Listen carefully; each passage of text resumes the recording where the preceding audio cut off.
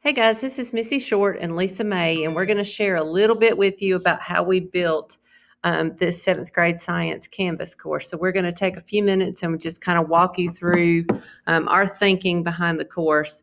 And of course, once you get it into your own classes, then you feel free to modify, take out, add whatever you need to do in the Canvas courses. We set it up so that we have a beginning of the year module, which you can see right here. We have some activities where you would come in and sort of put a video right there to introduce yourself to your remote learners. We have some rules to go over about Zoom and online meetings. We have some symbols that sort of show you kind of our thinking behind what we put behind some of these. So just explains a little bit about why we put some of these things here, just to give the kids sort of a visual and to give you a visual and sort of help keep them organized.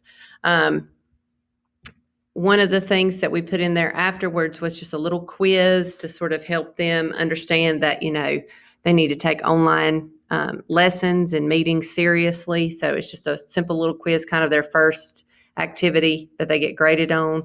Then we have a discussion question in there, and then we have a place for you to set up an online meeting. And then we're going to jump right into energy, and we did not set them up week by week. We just set them up in modules. If you want to go back in and insert your own sort of pacing guide within those modules, please feel free to do that. We gave you, in each unit, we gave you sort of an overview picture of the unit. We gave you the learning standards, the essential standards for each unit. And then we broke everything into learning targets. We did vocabulary for each unit and provided you with,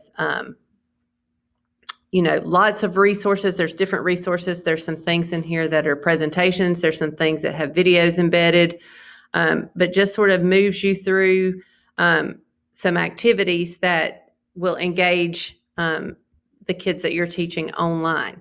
And we set it up here so that there are prerequisites, so they can't just move through everything at one time. They have to mark done. They have to, go into the activities in order to be able to do that. So we started with energy.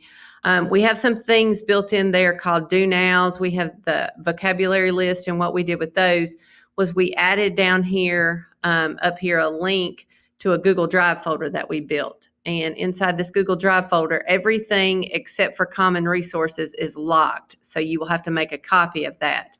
But it's set up by unit. And one of the things we put in there were some digital interactive notebooks. There's some instructions right here. But we made one for the first two units, and then we're working on weather. So that one should be dropped in there.